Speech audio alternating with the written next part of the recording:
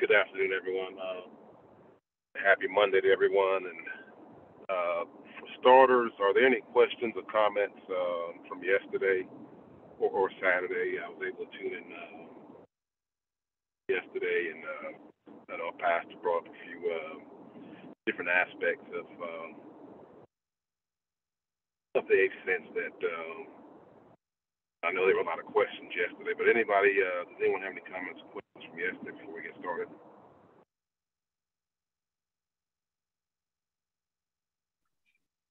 This is from Mel. I have a question.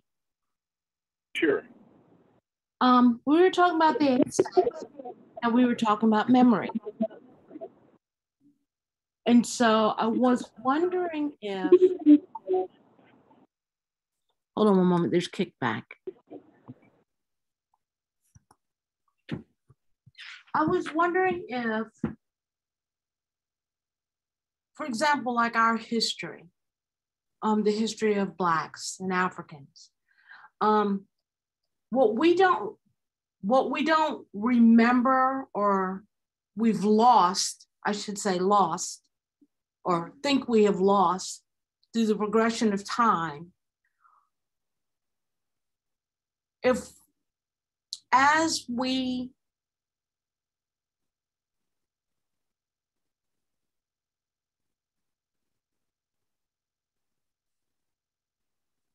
become, with our eighth sense memory, we can recall those things that we think we have lost. Is that correct? So yes, really what we're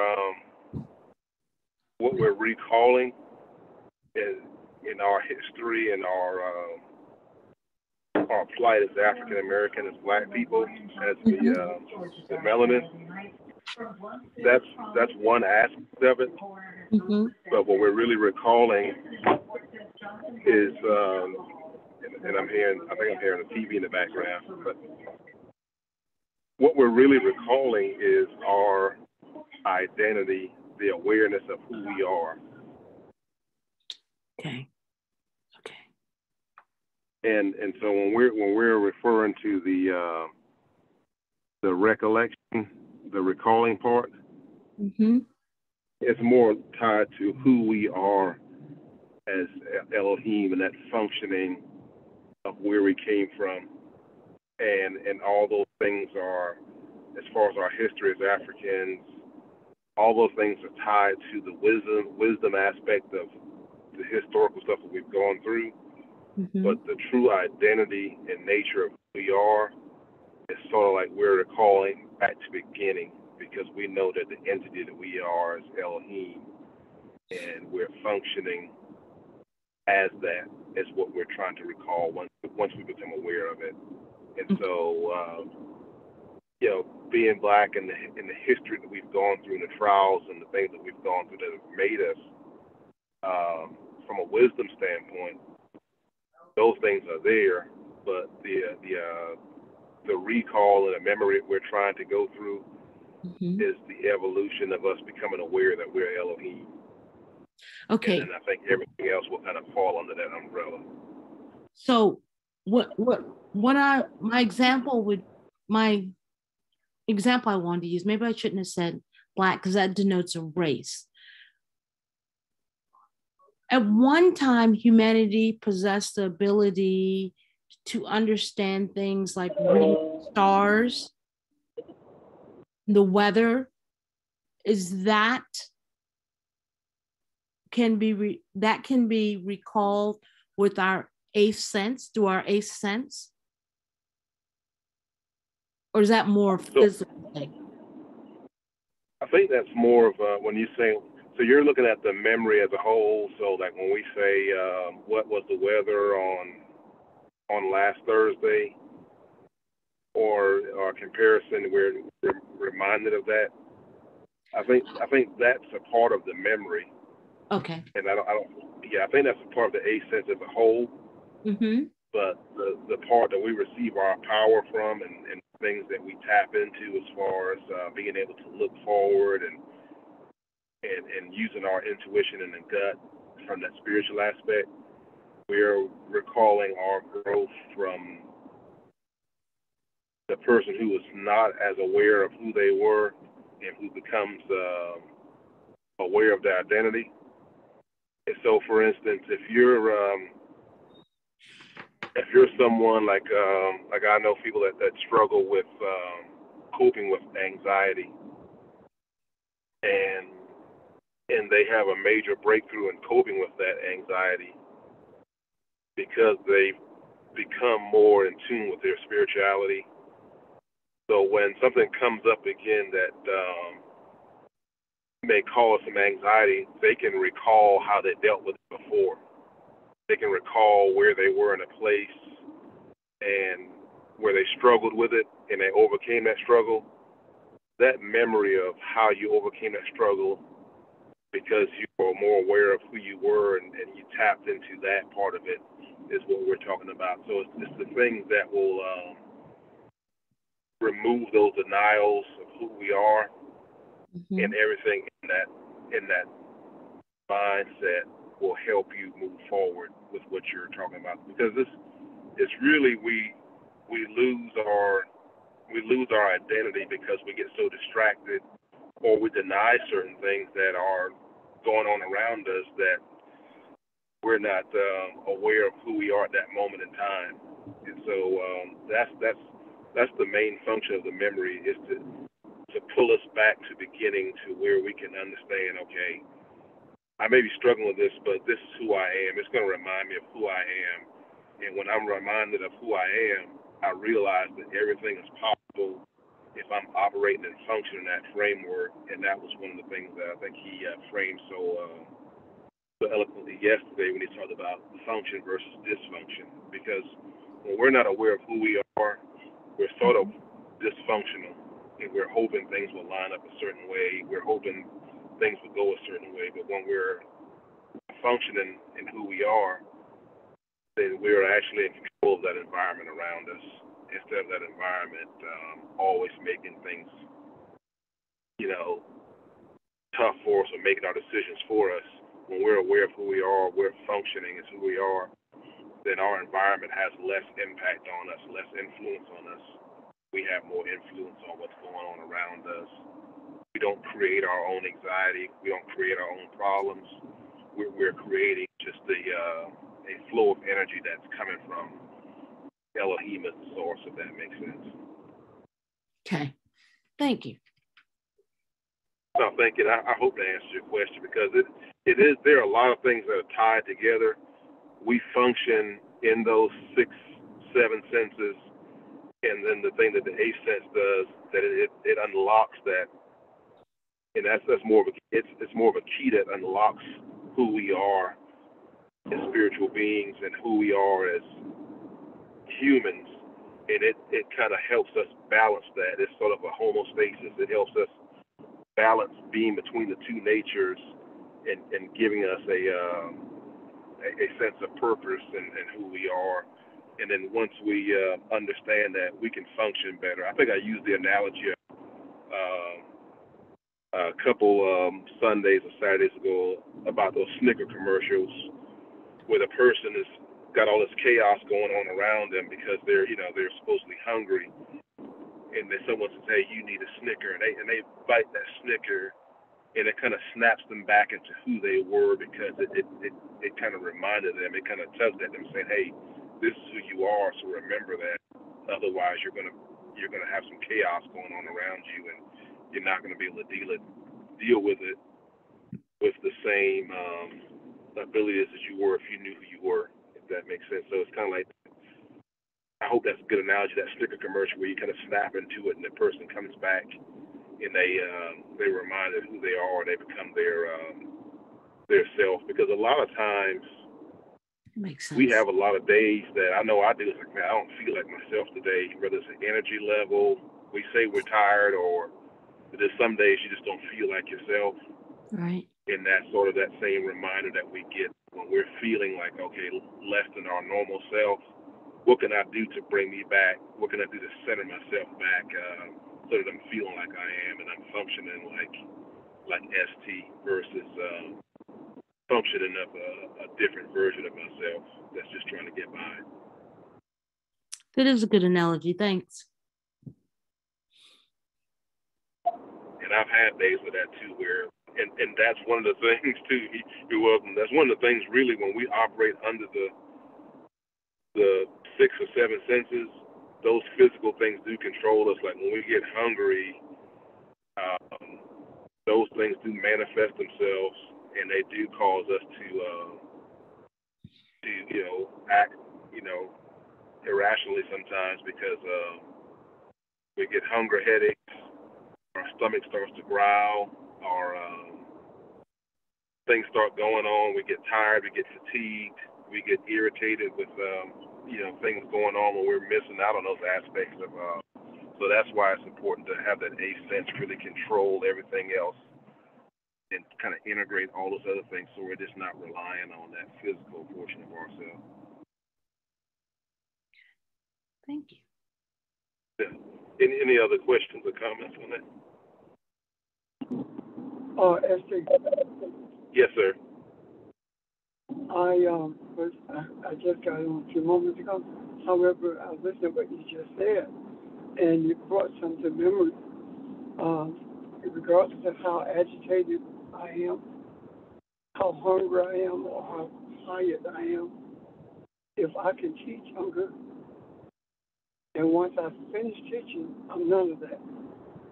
It's like I get so caught up in what I'm teaching and where I'm teaching from until everything else begins to subside. I'm not hungry. I'm not agitated. I'm just fine after that. So it can't, I guess at that point, without knowing it, I was functioning in the eighth sense during the teaching, and it's that essence that I guess Jesus said, you know not of, when he spoke to his disciples about the bread that he eats. At that point, that's how I feel. I'm done. Now, and here's and I was going to touch on it a little bit. We can, and let's see how I can put this without, we can create things at our highest levels that aid us and help us function from an intuition standpoint. And if we going back to, was that Ramel that asked the question about memory? Yes. So going back, just go back 10 years, or go back 15 years, and I hope this is a good example of comparing how we can create from a higher understanding. And so I've always been traveling in sales for the last 15 years, some form or another. Well, 12 years ago, I used this thing called a Garmin, or before that we used MapQuest, or we had the navigational systems that we were kind of putting in our windows of our cars, and those navigational systems were an easier way for us to get from point A to point B. And before that, we had physical maps that we just kind of looked at our journey, and we used that to get from point A to point B. Well, now I use a thing on my phone called Waze, the Waze app. And this Waze app is so intuitive that it utilizes this information. It can tell you that an accident's ahead. It can on site recalculate your route, that this is the best way for you to go. And I'm traveling down the road and I don't see any stoppage in front of me, but Waze is saying, hey, you need to get off at exit so and so and go around. And so I've really gotten to the point now, whether I know where I'm going or not, that I'll turn on the Waze app just so it keeps me informed about what's going on in front of me. It lets me know that, hey, there's an accident up there that's going to delay you, and if you stay on this current path, you're going to run into that accident. You're going to be delayed. But it's, I saw Candace in a white car. I said, Candace in the car for me. Say that. I'm sorry. Someone, you broke up. Everyone, please mute your phones. Yeah. And I'll restart. But the point I was making was the app has helped us advance so much further than we had. We were at a map, and now the intuition of just this app has just really helped us come a long way. And so the person that invented the Waze app, for instance, and I'm just comparing a creation or invention, that person who created that Waze app has really helped us think and become so much more intuitive as drivers on the road that we can forecast and we can get around things that are obstacles that are set in our ways. We know these obstacles. It helps us become more aware of what's going on around us, whether it's a vehicle stalled. I don't know if anybody's ever used the Waze app, whether there's a vehicle stalled on the road, if there's something in the road, it heightens our awareness around that. And so that's our eighth sense is the Waze app. In comparison, on our journey of life, our eighth sense is that Waze app. Like in the past, we may have tried to use other things, maps and things like that. Well, now we have a higher understanding. We use, or even Google Maps, we use these things, and they're so much more intuitive that they can forecast and kind of tell us what's setting ahead of us, and we get locked into it. And if we follow that, and if we just rely on that intuition, we won't get stuck in traffic. And so that's the same thing that eighth sense does for us. Like it knows our destination, what it's supposed to be, and it knows who we are. And if we utilize it and we function in that regard, all those other traps and things that kind of throw us off will kind of be pushed aside. Now, I hope that was a good example, if you can kind of see that. Yes, I can. Thank you. And I really thought about that yesterday when I was coming back. I mean, like, there's so many different delays, things that you just don't know that's going on. And years ago, when I first got that app, I didn't rely on it as much. Sometimes I would just kind of keep going because I didn't see anything in front of me, and I would just run into a traffic jam. And so I do that with myself now. If my gut is telling me something, and I've truly opened myself up to function in that way, mm-hmm. I do take the time now to listen to what my gut is telling me, and not do something just out the blue. And it's just a feeling I get. And so and sometimes I still rely on that. And I think it's hard for us to manage that sometimes when we're dealing with people as well, because we, for instance, we want to get in a situation where we're helping everyone, or if someone is presenting us with a problem that they have, or we would get involved with people. We naturally are helpers by nature. And now, if you're operating more in that sense, we make less mistakes in that regard too, because we may be helping or aiding someone that may not be what they need at the time, but because we're such benevolent people, we go ahead and do it, even though your gut says, you know what, I may be interfering in this person's lesson. I may be stopping their growth by helping them or aiding them. So there's a lot of different things that get connected to this eighth sense, because when we tap into it, when we understand and function as it, our decisions, our lessons, everything kind of flows from that place instead of us just making a decision based on what we think is right. And we were talking about it yesterday. I'm sorry, the door just opened. We were talking about it yesterday that we make decisions based on what we think is right, but not from a righteousness flow.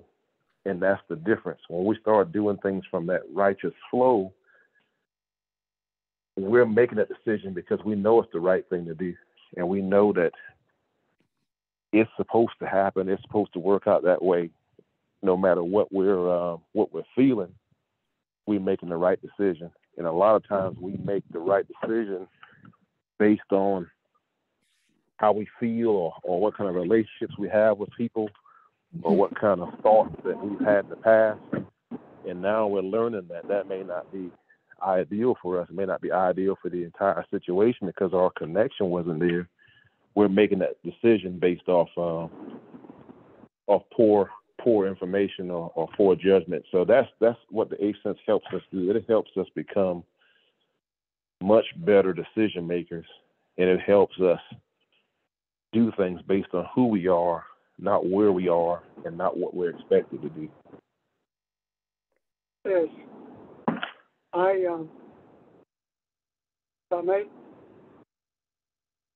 Yes, sir. I see the eighth sense a little bit different in that I don't see it as something that we step into because either we are going to live based on the eighth sense or we are not. Right. In other words, either we're going to embrace it or we're not. And once you embrace it, it's not like I'm going to tap into it today and not go to it tomorrow. That's what we've been doing. Our thoughts overshadow what we call our gut feeling because our thoughts have been shaped by our environment. And the more we listen to what we call intuition, gut feeling, or that little voice, the more we listen to it, the more we are apt to become sharper and sharper, meaning that we will see more clearly through the eye and not the eyes, because the eighth sense within itself is indeed the eighth sense in itself is one with the eye, the spiritual eye, and that is the reason it could see a policeman down the road. That is the reason it feel like I don't help people if I don't feel it, regardless of how much they say they need it. That kind of a thing. We've talked about that in the past. If you feel it in your soul, if you feel it deeper, do it. But if you don't, it doesn't matter. Don't do it. So I think that even then, we were talking about the eighth sense as opposed to just having a feeling about something. And we did not know what we were talking about. Now, well, because of what you have introduced, we get a clearer picture of not only what the eighth sense is, but also a clearer picture of knowing that Elohim always functions in conjunction with the eighth sense. If there is no unicity with the eighth sense, then that is not Elohim. And you say, well, I don't have it, so that means I'm not Elohim. No, it means that in order for you to exercise longevity with your eyes, your eyes are going to have to Real. Yes. Real. We can't hear you. There's some kind of distortions in your voice. On your phone, brother. What about now? How is it? Say something again. How is it now? It's fine. It's better. Okay. So we have to override our thoughts, and it's not easy to do. The more we do that, the sharper we become, or the more we are able to see through the eye as opposed to the eyes. Right now, Kathy, Ron, Linda, Barbara, Audrey says to me, Essie, you didn't get this because you read something. You got it because you saw it. And all the people I'm talking about, when we teach, we say, we see this. I see it. But you don't actually see it in physical form. You can't articulate what it looks like. That is seeing, that is living from the eighth sense. That is how Elohim functions, and that is the reason the tree of life is the tree of functionality, and the tree of good and evil is dysfunction. That the functionality is what we have to become more aware of, as opposed to thinking that we can do it today and can't do it tomorrow. Just continue in that on the road of that, seeing with your eye, overshadowing your thoughts, and you will be amazed at how quickly you are able to truly be the functional entity that you were created to be. Thank you. I hope you didn't miss too much in my voice. No, you brought it back around, and I guess I'm using that tap in the sense of trying to get everyone to see that it's something that we were missing and unaware of. But definitely, you really emphasize that it's what we are, it's who we are, and not necessarily something that we dabble in. It's either we are that and we function like that, or we need to get to that point that we realize who we are. And I think I'll try to use the term of awareness of our being more so than Taz. It seems so easy just to slip in, okay, because it's not a light switch, but the awareness is kind of like that way. But I definitely see what you're saying. I mean, you're right. It's almost like we've gone through different levels of things, and I know, and I'm just speaking of me, like, we've understood things. We've seen scriptures before, and we've seen things in the scripture before, and it seems like now it's almost like it's coming full circle, and things are coming full circle for us because we're functioning more. Even when I saw that about the faith, when I was 12, for instance, I was told, the way that you function as a Christian, or the way that you function as someone, is that you have faith, and if you have faith and you pray, things will work out in your favor. But I look at that now, and that was sort of elementary, and that was sort of like maybe starting out with milk. And I look at that now as that's just, I am faith, but also I am Elohim. And so I don't need that aspect of it to validate who we are. And I think we get into a validation thing sometimes where, like, we're always trying to validate what we know and who we are instead of just being and letting it flow. And so sometimes too, there's this, that's why you need the other person that you mentioned yesterday, that's why we need each other. Sometimes just to remind us who we are, but also to look at all the stuff that we've gone through.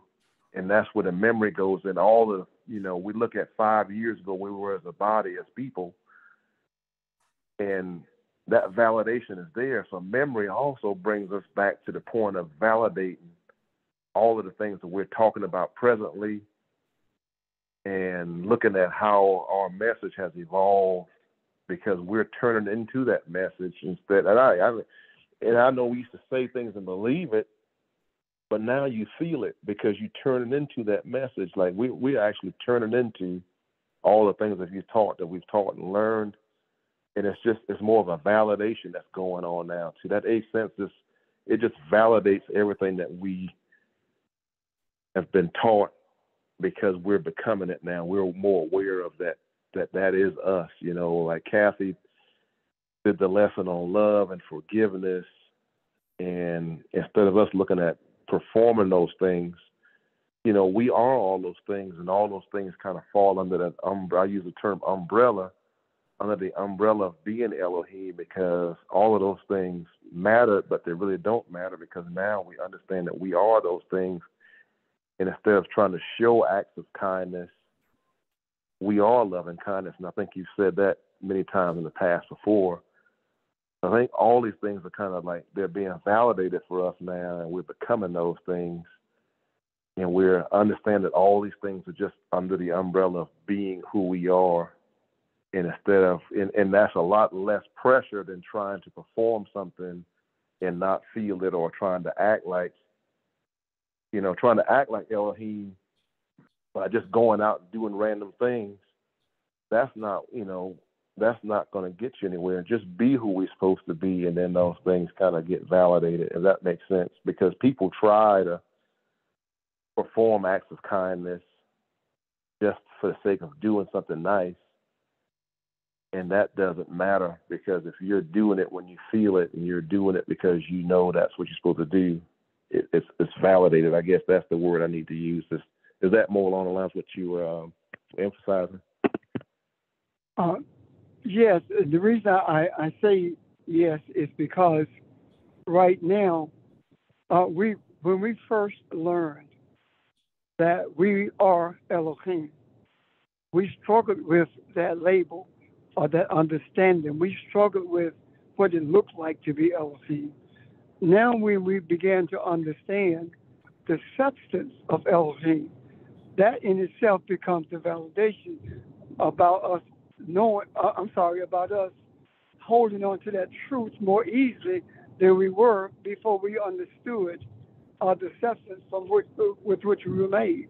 All these things you just alluded to, as loving kindness, forgiveness, all of these things are the substance of Elohim. It is the substance of our being, and that is the reason we have to keep in mind, as you said, you don't help everybody. You have to do it based upon what you feel. Jesus did not heal everybody, and there were definitely more people with diseases and sickness in Palestine that he healed. So don't be shocked don't be shocked when someone approaches you, or there's a circumstance that you normally would have automatically responded to in a benevolent way, but all of a sudden now you don't, and you ask yourself, was I mean? Was I being selfish? No, you are responding because you are Elohim, and that I saw that whoever it was needed to learn the lesson or needed to go through something. If you don't go through things, you will never be stable in your life. You have to you have to carry burdens in order to be stable in your life. I'm done. Pastor. Yes. Good evening. This is Kathy. And yes, based on what you're saying right now, and hearing everything that you're saying, now that we are aware of who we are, aware that we are Elohim, are we not being put in positions to face things? Like Es was just saying, don't try to go out and do random acts of kindness and do these things, because you need to understand who you are and be what you feel from the inside out that you're supposed to be. But what I'm finding in a personal situation in my own life, I have been put in situations that I have never faced before. So it reminds me of the scripture to whom much is given, much is required. So I'm wondering now, instead of trying to force anything, are we being put in positions to where we are going to have to be who we are? And even though the situations may be difficult to deal with and it may be something hard to face, we still have to live from the inside out to intuitively know how to navigate whatever it is we're facing. Because I've heard other people say these things. I'm now being put in situations that I've never been in before. Is that also a part of understanding who we are as Elohim? Yes, as a matter of fact, it's not. It's more. It's deeper than just the understanding. We're put in these positions to remind us and to strengthen us and to give us the intestinal fortitude to hold on to who we know we are, as opposed to simply giving up or doing something to punish the person or people or who did something to us. So yes, you're absolutely right that that's who we are. That's what's happening to us, rather, that we are being trained, and I use that word trained very loosely. Okay. Okay. Thank you. Uh-huh. Yeah, one of the things that I think I had, flipping back to my pages here, just stuff that I wrote down the first time, and starting to talk about the ascents, and I didn't want to be like a biology person, and I just remember writing down this homostasis, that Elohim, understanding that who we are, it's a homostasis thing that we do because we're stabilized society, and that's what And I'll read even the definition of that. It's from the Greek word. It says it's the same or steady, refers to any process for living things that they use actively to maintain and fairly stabilize their conditions necessary for survival. And look at that spiritually or even physically. We, by being and understanding we're Elohim, we're that homostasis, we're stabilizing, we're that equilibrium, that we're balancing all these things out to help live and maintain, and we're bringing that stability between the two natures, being human and understanding our spiritual identity as well. That's that homostasis, that's that equilibrium, that balance, and we're being that so that people can live, and we all can live in the conditions in the human body, but also being able to balance that spiritual understanding of who we are. And that's what we're bringing in to the table, and we're helping each other at the same time, but we're also bringing that stability like you just talked about, because we are understanding who we are, if that makes sense. I wrote yes, it does. About the homostasis, and I just didn't want to talk about that process then, but if you go back to biology class and how organisms tend to maintain their stability no matter what's going on around in that environment, that's what we are. That's who we are. We are just the condition, but we are starting to create that conditioning around us. Oh, go ahead, Red. I'm sorry. No. I was just going to respond. That's perfectly what I'm talking about. That's what Kathy was asking about. You're on point, because if she were not able, or if we were not able to stay solid, stand firm, and hold on to who we are, then the circumstances could get worse, and will get worse. Why? Because we have made a commitment as to who we are, and we have made a commitment that we are the ones who's going to bring balance and stability to this earth. And things will get worse, not because we're being punished, but because of the commitment we made, and things keep happening until you deal with them. And when we deal with them properly, based on how you feel, not what somebody tells you, but what you feel in your heart of hearts that you should do or should not do. That's what I'm talking about. Does that make sense, Kathy? No, yeah. Yes, definitely. absolutely. Yeah, definitely. S. Yes. Is this similar to when you talk about equilibrium and homostasis? Is it similar to a ship that has a ballast, B-A-L-L-A-S-T, and that ballast is there to stabilize the ship in varying kinds of water and storms, or rough seas. And Yes. that's its purpose, is to keep the ship stable. And so what part of our role is to be stable regardless, to be calm regardless, to come from a place of centeredness and harmony and equilibrium. And what loving kindness is that balance that helps us relate to people in varying types of storms, as well as relate to those around us that perhaps cause us to go through some things too. But you don't have to do it on your own anymore. You just have to be who you are. I think, Kathy, you said one time about when you get bad news now, you deal with it in a certain way. That's the equilibrium and the balance. Yes, learning to just sit with it and feel intuitively, what am I going to do now? Okay, I'm in a place I didn't expect to be in. I've gotten this news.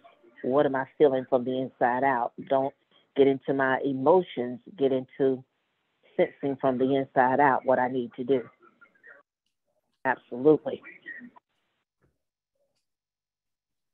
And all these things, like you said, we balance out society, and we have the ultimate survival. And I appreciate it, Barbara. You and Kathy, you made me think of just when I was talking about that Waze app. When we create things too, it's sort of a manifestation of our like that's we think about all the revolutionary things that kind of manifest themselves here physically, that they were created, microwave, things like that that's kind of changed the way we survive. And it's sort of like that balance that we keep bringing.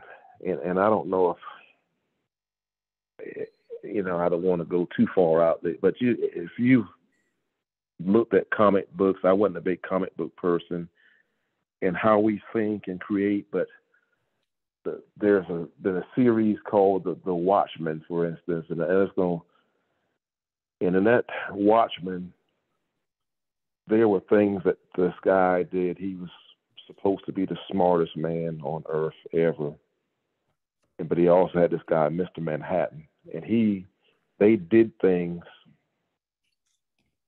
separate from just walking around. They did things to ensure the survival of mankind, and that also humanity would also be done a favor, even though some of the things they did at the time did not look humane. But he said he did things for the benefit of humanity, because he looked at being one with himself, and they created things. So when we look at this whole thing about bringing the stability and the balance, we create those things. We create based on who we are, and those creations that we are doing now, the things we're doing now, we're creating. Whether it seems like words, but we're creating based on who we are. Where in the past, mankind was creating based on what they thought they needed to survive. And if we create based on who we are, the survival is taken care of. But when we are creating based on dysfunction, we're creating what we think is a need base and wants.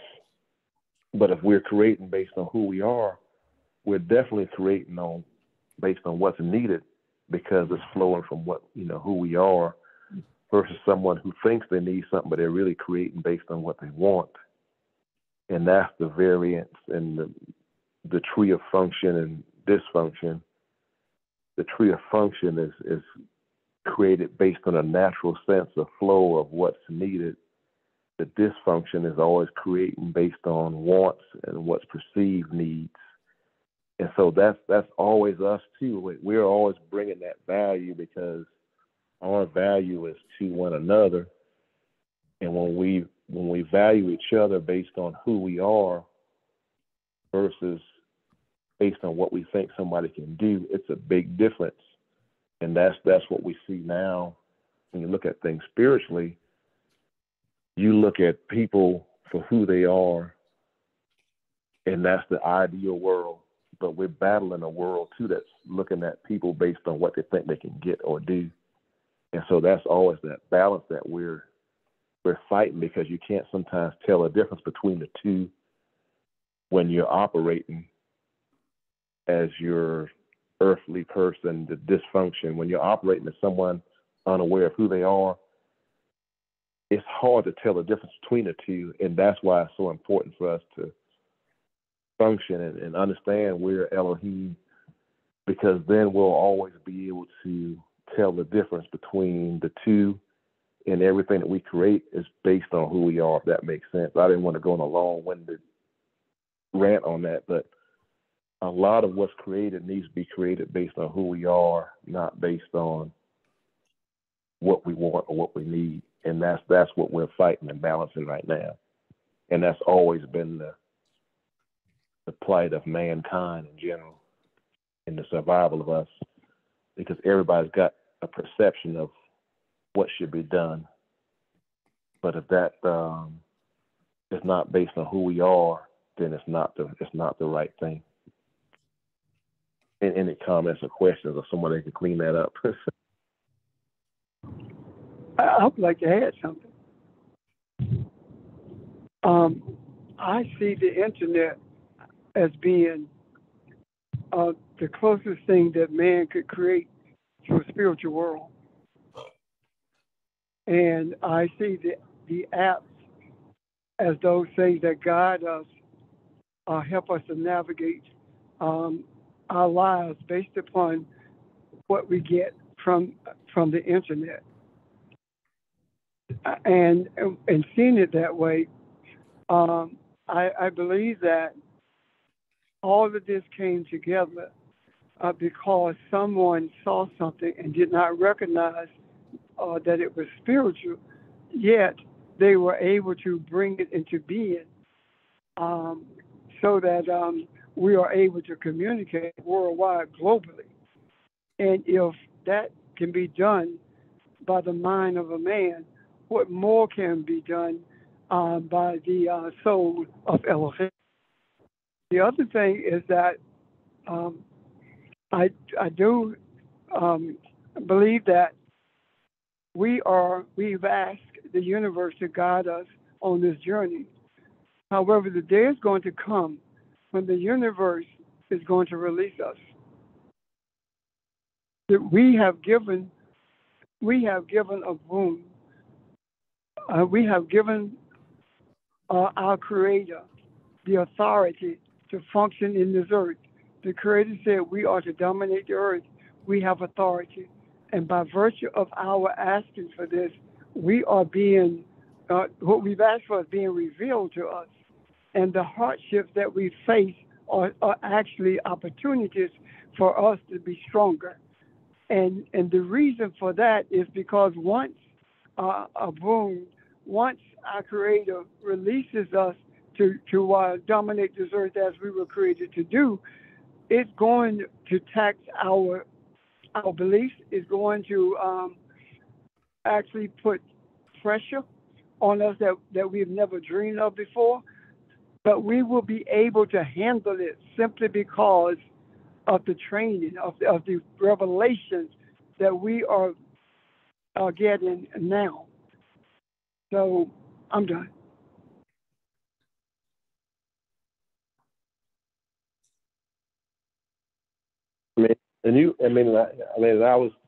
I appreciate it, because I was trying to figure out a way to put it in words, but a lot of things that you just said, mankind's created a lot of things that have fallen a little short, but also, they were created based on thoughts that they were seeing. And like I said, I think these things do come back, and there's going to be a point of where it all kind of falls back on us. Where, if anybody's I have a company car now, and And this car, basically, if you're on the interstate, can hit a button and just let it autopilot itself and drive. But I don't trust that.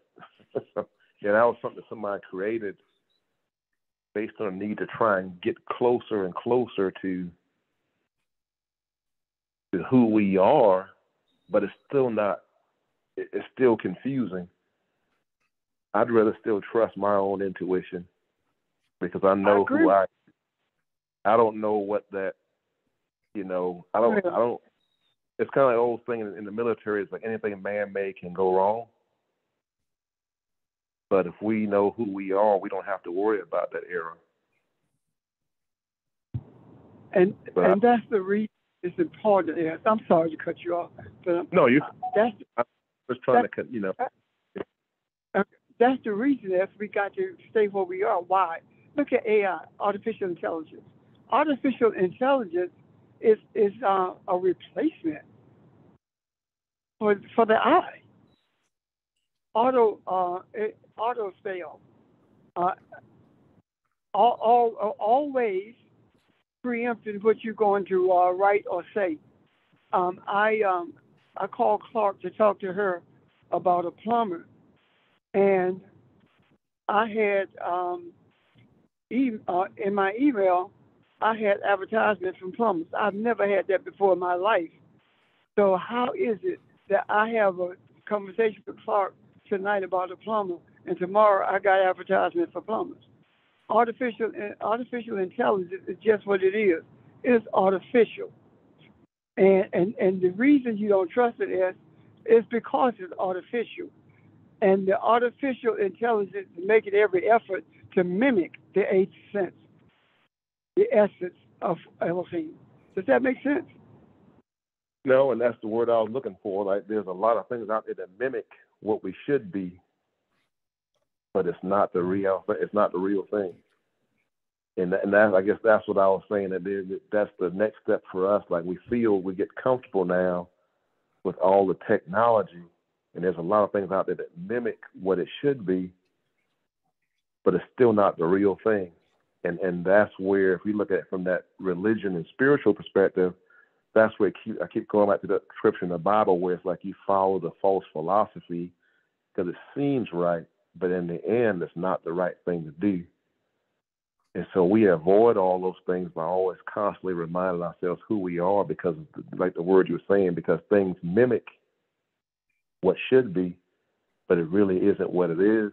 And so that's why it's so important for us. That's the difficulty that we are tasked with now, is because we can get comfortable with the things that mimic what we should be doing or what should be right, but it really isn't. And that's, at the end of the day, that's why we got to keep going back to who we are and understanding fully and being comfortable with that, because things will come along that mimic what should be, and it's not what it should be. And that's why the eighth sense is so important, because the eighth sense, in essence, will help us sort through those things, and the things that kind of mimic, we'll know what they are versus what they should be, because, we're the source. And if we are coming from the originator, then we should know what the originator is. And that's the thing that the eighth sense helps us tap into, that part of ourselves, which is the Elohim, who we are. If we understand that we come from the originator, then all the things that mimic other things that are trying to get there, they won't distract us. That makes sense. Hey, Rail, ST, when you were talking about AI, me and Dylan was talking to ourselves, it's taking away our ability to think and work. And I don't know where else it's taking, but those two I know is taking it. But it tracks us too. It's, if you allow that to track, and I have a similar story. I was may have been talking to Craig on the phone. I was talking to one of my friends on the phone, and I got a number that called me from Barnwell, South Carolina, and I didn't answer it because I can tell it was a spam. But then he got the same number that in turn called him like a minute or two later while we were still on the phone. So all the things they track you and try to distract you. But that's that philosophy that you think that could be just because it seems like it's right. It's not flowing from a righteous place, and so that's why everything should come from within. Versus when you start, we've been saying external factors and external influences for the last 4 or 5 weeks, and every week we're coming up with another example of how things can appear or mimic internal principles, but it's something from the outside that's coming in to influence you. So that's why, I mean, we can reiterate why it's so important to be grounded in that balance and have those things come from within. The meditation, the understanding of your identity, because the identity can be clouded for us if it's not being influenced from within. And that's that eighth sense. And we go back to that balance of the memory and all the different recalls that we've talked about and the signs and things that we've talked about, the eighth sense allowing us to see. And when we say it's the signs of it, it's the mimic that causes the things that mimic what we're looking for that cause us to miss it.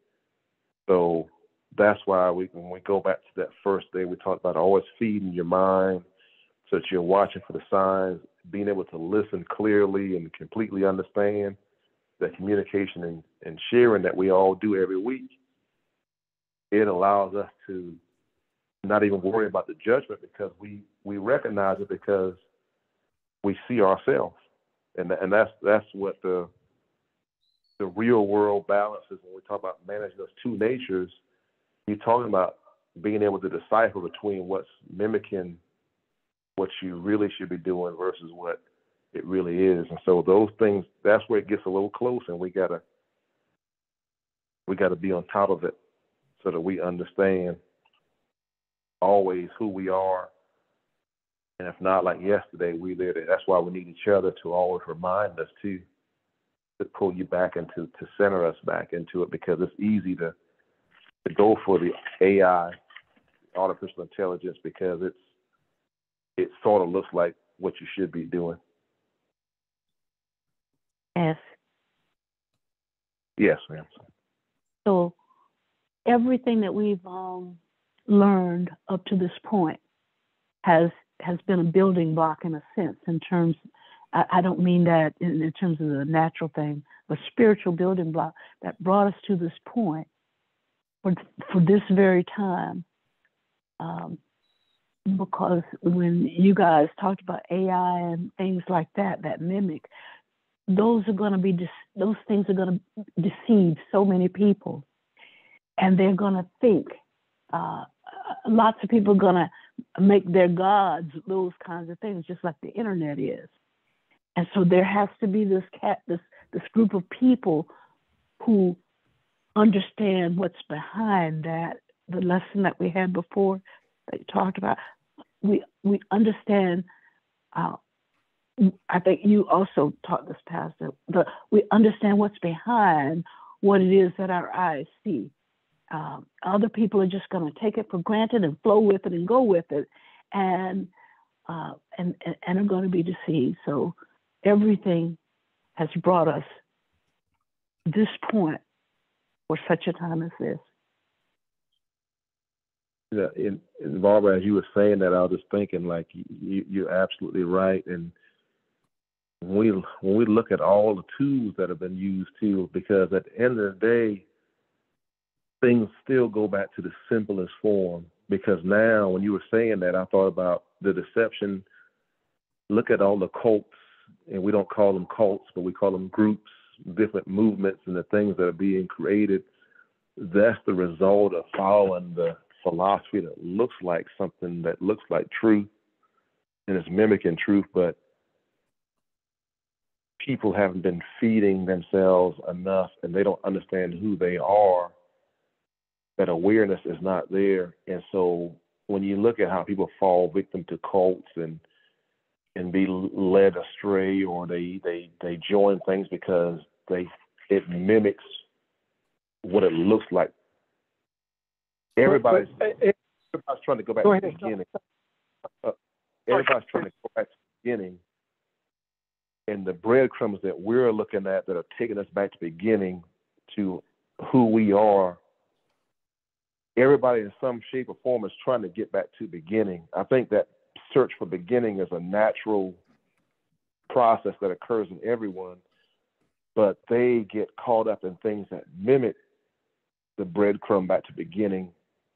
And that's why it's so important to truly understand that for ourselves as individuals, to understand who we are, because those things that mimic the path back to beginning can take you somewhere else and sidetrack you, and you're really denying who you are because of following something that mimics what should be the truth and the path back to our beginning. But that's why it's so important to understand that age sense, so that we are totally aware of who we are. I'll go ahead, Pastor. I'm sorry. When you spoke about the cults and how they mimic, and now we call them groups instead of cults, it brought something to my memory. 150 years ago, the Baptist Church was a cult. It was considered a cult until it got enough participants to be accepted by society. And right now, you could not convince anyone that the Baptist Church did not have its origin with Jesus and John the Baptist. That's how easy it is to get people caught up in something that appears to be real and true, but really isn't. All it takes is the continuation of those who are perpetuating that thought, and eventually it will become mainstream. Look at what happened to the Republicans who were hiding who they really are, and now they have become mainstream with their thoughts. So now it's acceptable. That is no different than the origins of the Baptist Church or the Methodist Church, for that matter. When they first started, nobody accepted them as being real. And guess what? Everyone who started those churches was trying to get back to begin searching for themselves, hoping to find it, and got sidetracked and got caught up in the organizing for the purpose that it would benefit them. And it lost all the potential that it had to be guided along the journey of truth. And I do believe that if we were not a group and challenged each other and stayed in contact with each other constantly, I do believe that it would be very easy for that to happen. And that's one of the things that I made sure that happened, because I would tell you guys, don't tell people what I said. Tell them what the Bible says, because that's what I'm teaching you. Don't defend me, because that's how cults come into being. If people don't think for themselves, because someone has told them that they had to follow those dictates or they were going to be excommunicated. Mega churches, whether they're African or Caucasian churches, mega churches are cults because they do indeed control the minds of those who participate with them. And the Baptist Church is a cult, because whatever the pastor or the deacon say goes, and it does not have any place in the scriptures.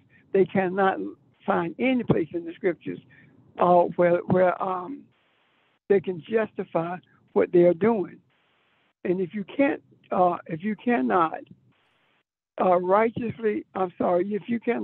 see righteousness based upon what the scripture said in relationship to what someone is telling you, then you don't listen to that because you'll get deeper and deeper and deeper into it. And next thing you know, all your sense of self is gone. I'm a Baptist? No. Kathy was talking about whatever come after I am, that's what you are. I am a Baptist? No, I'm not. I'm not. I am a Christian? No. I am Elohim. See the difference? And see how you felt when I said that I'm a Christian? No, I'm not. Because it's deeply ingrained in us. I'm done.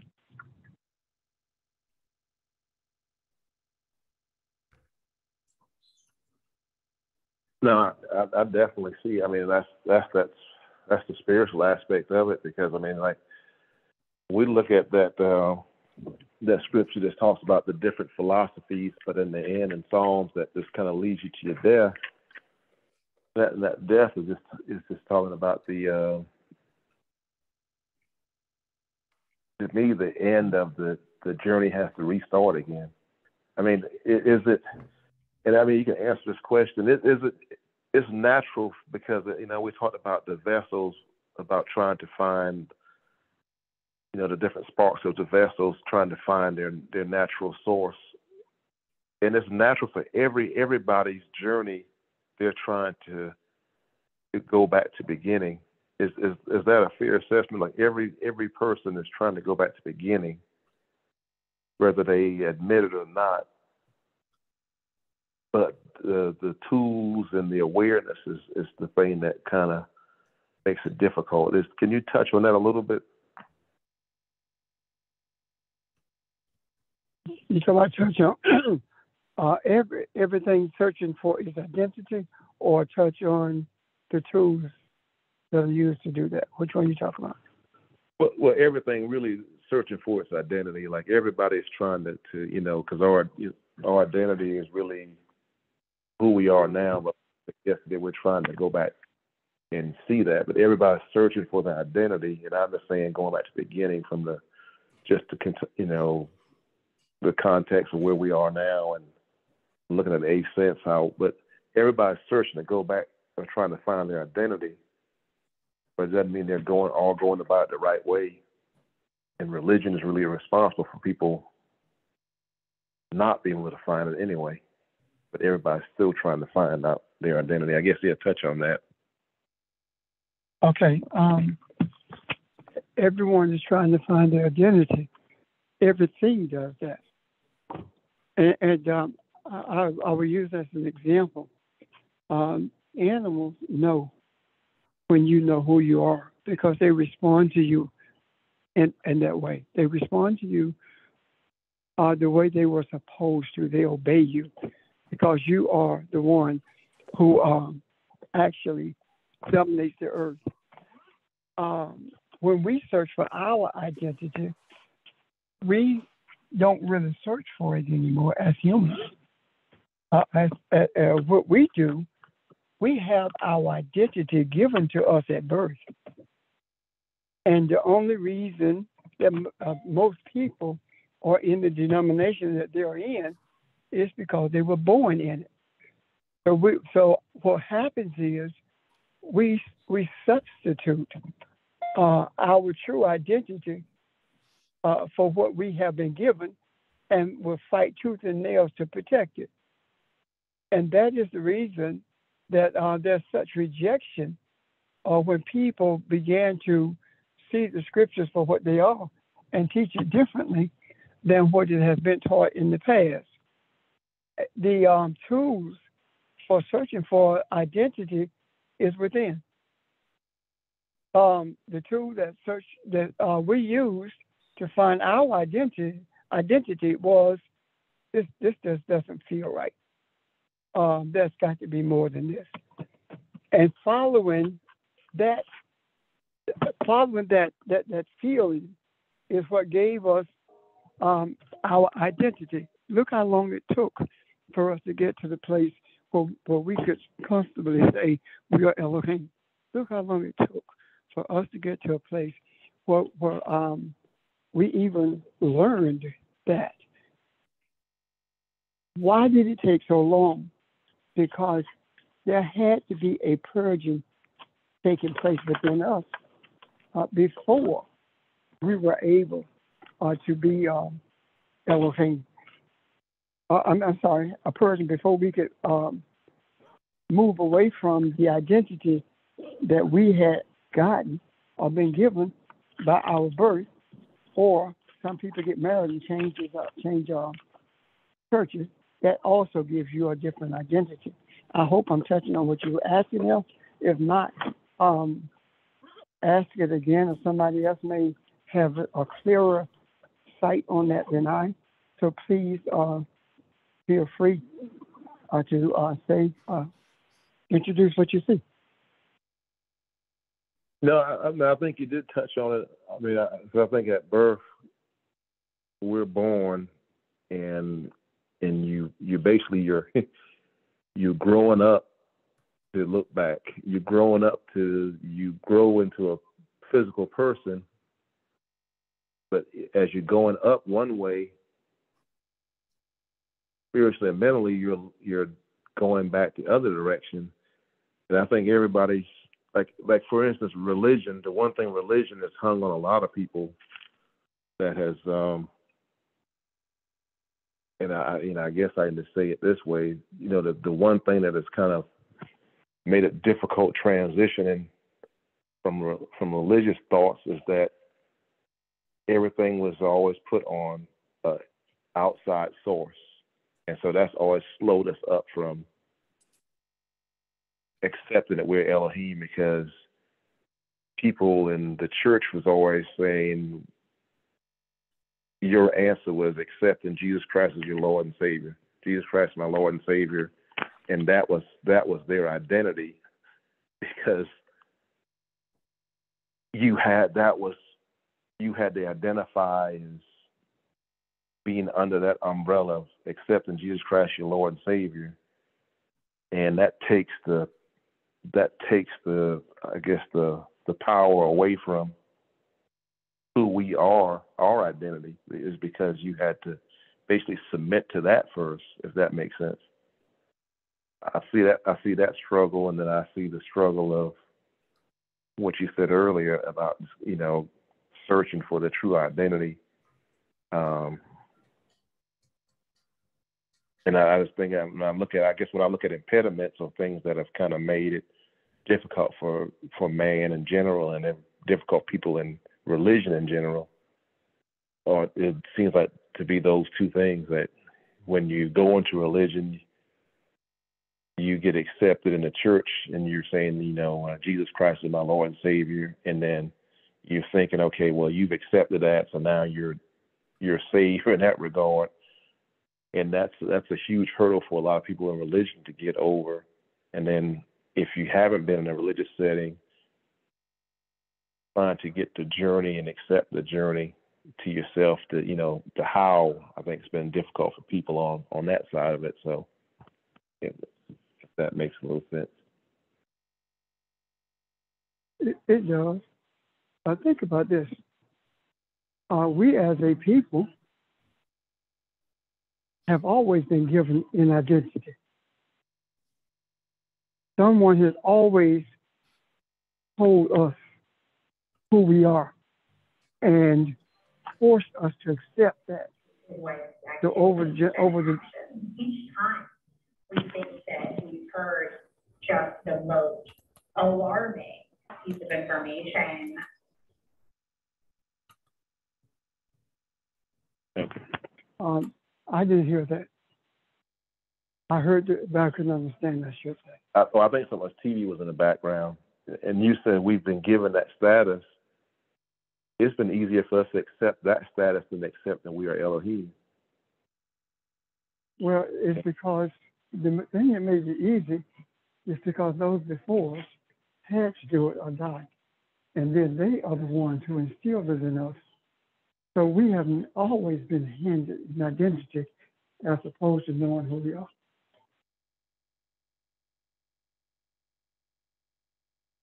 Does that make sense? No, it does. It does. And that's why I think in one of those things that we must do is that we must accept that status of Elohim now so that we can be comfortable and understand it, that awareness. Because if we don't accept it, then that means you're denying it. And if we deny it, then we still go back to trying to solve things and do things in a way that we don't have to. We can do it as Elohim and just let it flow. But if we deny that, then we're trying to go about things with a different philosophy. And that's what you're saying. I mean, and life is always things are always going to keep coming at us. So you're going to either try to do it under philosophy that you feel is going to work, or we can do it as Elohim and function that way. And just basically choosing dysfunction when you deny who we are. Whether we want to admit it or not, we're choosing dysfunction because we have a path laid out, a way that we can do it and function as Elohim, but we choose dysfunction when we deny who we are, and that's just it's a natural decision. So, and that's why the eighth sense is so important, because it kind of, that concept locks us into who we are, because you realize you're not going to change. Your identity is your identity. And so when we deny that, I got to go here. I got to get home. Okay. Okay. All right. I'll talk to you guys again. Thank you.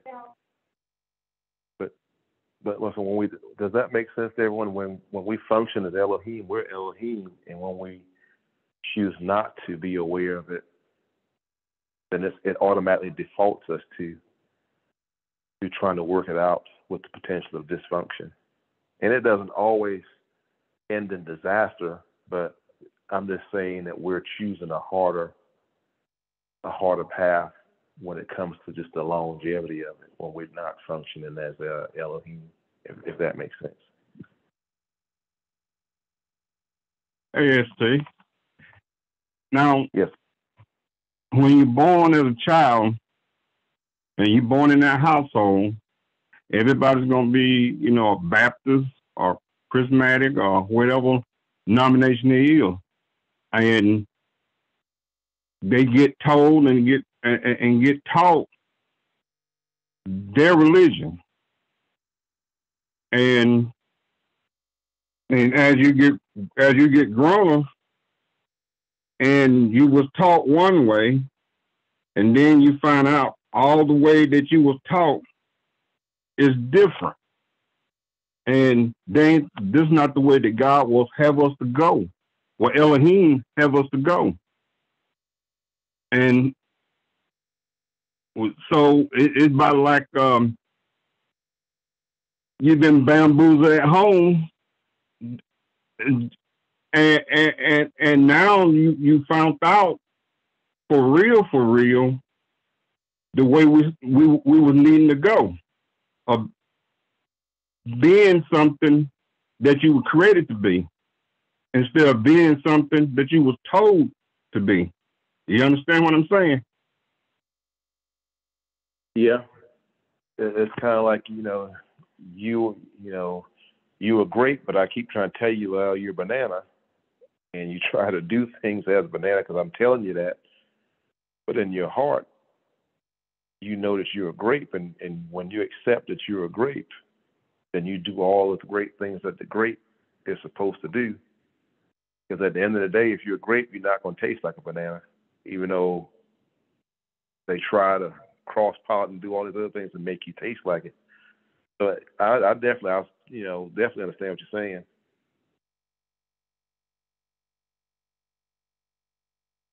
That's why the churches don't understand, and by we listen and hear what you're saying, the way we need to be, what Pastor's been teaching us, and he used to teach us, he had taught us before, like, just be. And I mean, all that you're saying, I'm just hearing, just be. You don't have to make up anything or pretend, because sometimes that making it up and pretending, you're going to get tired of doing it. It's going to get frustration. But if you just be who you were created to be, everything just come natural. It just flows with no heartaches or pain. No, I definitely get it, Charles, because it's and there's so many things that have been roadblocks for us to help us or to force us to forget who we are. And that's one of the things, like what Pastor said yesterday, that's one of the reasons we need each other to kind of help remind you in the times that you don't feel like it. I mean, we've all probably had, a point in time in our life where you don't feel worthy of whatever. And but you don't want to forgive yourself. You don't feel worthy, but that's when at times we snap back and remember who we are, and so much pressure gets taken off of us. I think sometimes we put the pressure on ourselves to perform a certain way, but at the end of the day, just be who you are, and the performance don't matter. Just be who you are, and don't worry about the performance. Just like you said, just be. And I think sometimes it's just a natural tendency to get caught up in the performance and the results, and we just we don't realize or remember who we are. So it's just I totally agree. Just be.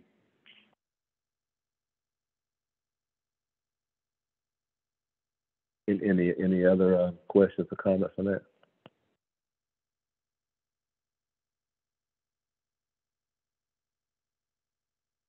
And I really didn't want to, go to the Jesus Christ as Lord and Savior part, because I know that's always there's a lot there to unpack. But just like we talked about faith and what righteousness really is, it's one of the other things too that this religion has thrown at us, and I mean, and it's a big one that all our dependency and all our life has been put into that, and Jesus was always telling us and clearly told us that we would do bigger and greater things than Him.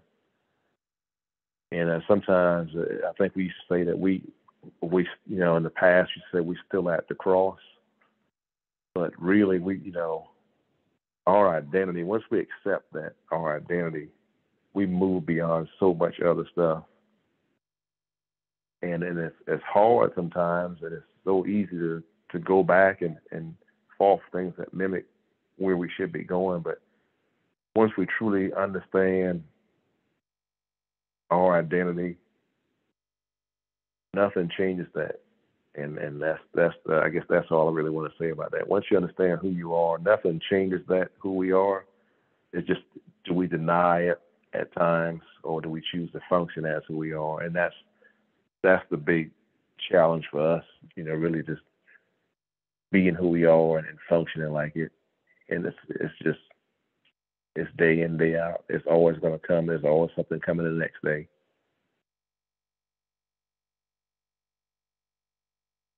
You're right. And I know that. But the most important, nothing else tonight, remember who we are, because things can mimic what we should be, and they aren't all it's cracked up to be, but they mimic it, and it's designed to mislead us. But if we understand who we are, we won't, the knockoff won't compare to the real if we understand who we are. And we say that a lot, but we understand who we are because of what we've been through, and how we've gotten to that point of understanding, because that's where the memory and the recall and the awareness gets sharpened each time we feed ourselves. That's where it comes in, because we continuously keep sharpening ourselves by feeding ourselves. And that's why it's always an ongoing thing, the meditation, the understanding of self, the awareness, just the being instead of trying to create without being. Just be and let the creation flow from what you are. I'm done unless there's any other comments or questions there. Hey, ST. Yes.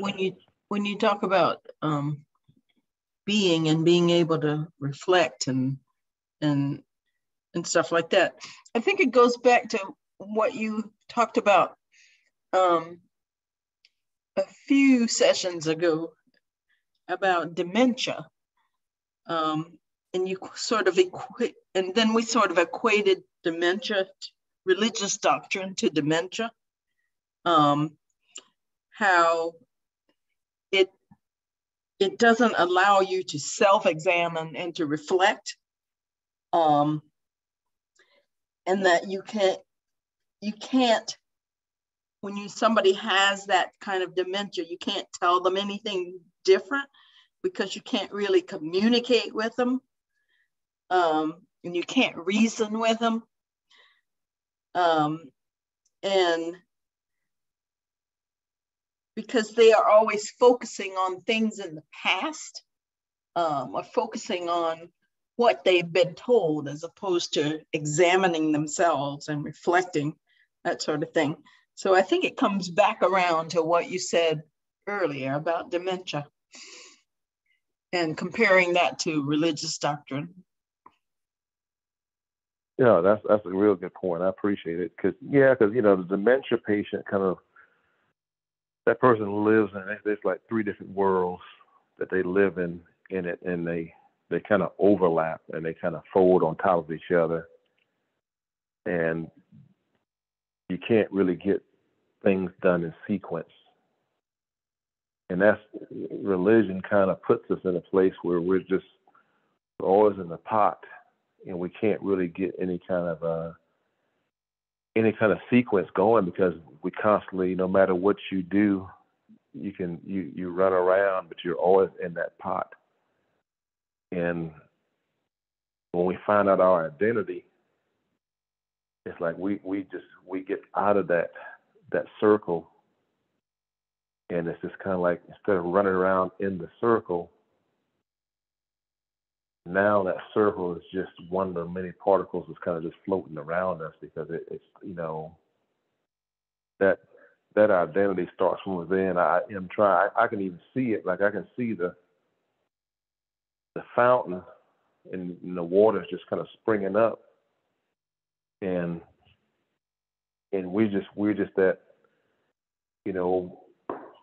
we're not the spring itself. We're just all the water. We're everything, but it still comes from within, and what you see is just the result of it. And going back to the religion doesn't really give us any results.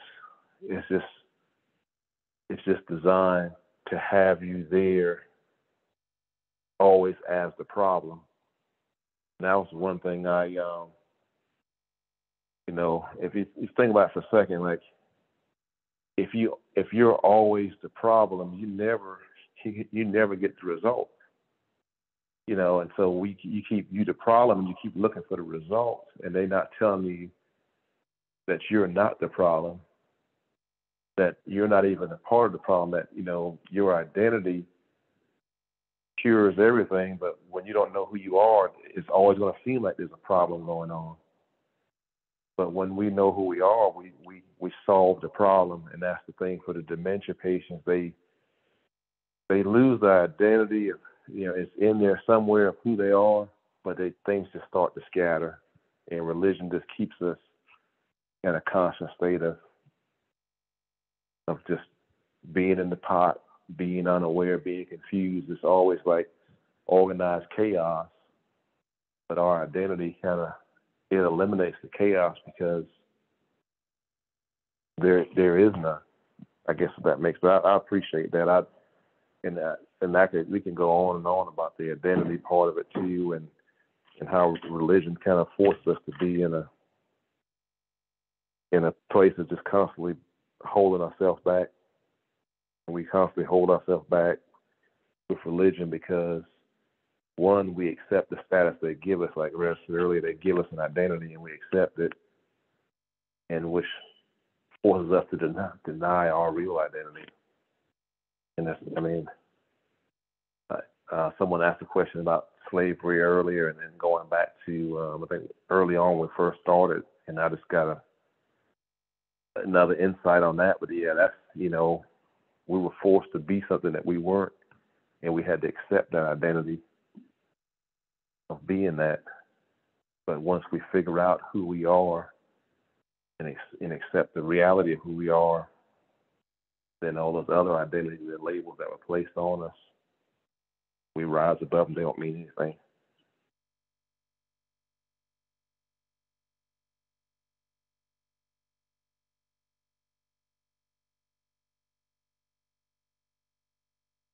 And any other questions? Well, I appreciate it, Audrey.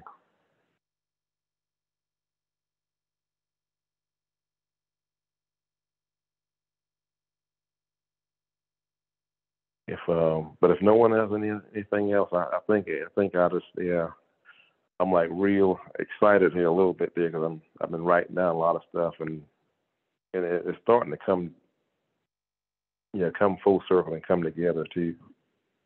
Because sometimes you get to where you start rambling because you thinking of a lot of things at the same time. But like I say, I appreciate everybody kind of talking me through it here a little bit too.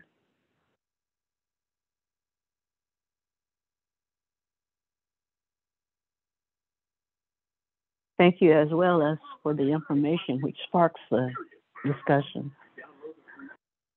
No, thank you. Yeah, I just keep thinking about we all having to go back to the beginning. George made the comment to just, a couple of weeks about recovery, and I just see, when you recover from something, it's kind of like it's growth. So going back and to the beginning and recovering from this false identity, it automatically brings growth in us. And so that's that thing when we say once you realize who you are, it's like you've recovered from that false identity, and we just kind of we see the growth within ourselves, and it just makes it a whole lot easier to. It's confidence, basically. It's validation. It's confidence. All the things that we kind of see within ourselves, that we see someone else walking with that confidence. We wonder how they got it, but then when you validate your own confidence and see the growth in yourself, that's the mark of understanding who we are, and it just constantly grows from there. And you just start stabilizing things. You're able to kind of make dysfunction functional. So, but I appreciate everybody tonight. Same here, ST. Thank you. Because thank you, Ed. Thank you. Thank you. I think, and I'm going to talk to Pastor. I didn't get a chance to talk to him this week, but I know I'm going home next weekend. It seems like it's been something crazy every weekend. My half brother, I really didn't know him a lot. He passed away, and I got a call out the blue to handle some things for the family, and they're asking me to come down and do some things. So I know I'm leaving Friday, and the funeral is Saturday morning, but I'll definitely be back on Sunday. But I'll talk to him during the week too, and he had a lot going on this week, so I didn't even bring it up yesterday. But I know I'm going to be going to that funeral this weekend coming up. So we'll definitely pick up this weekend one way or the other.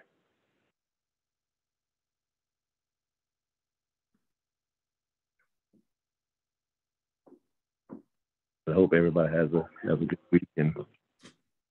And we'll pick up there. Have a good week, y'all. Bye. Thank you. Our thoughts will be with you and your family. Everybody have a good week. No, thank you. I just I appreciate it. I didn't even know how to even, because the relationship's been different on that side, and so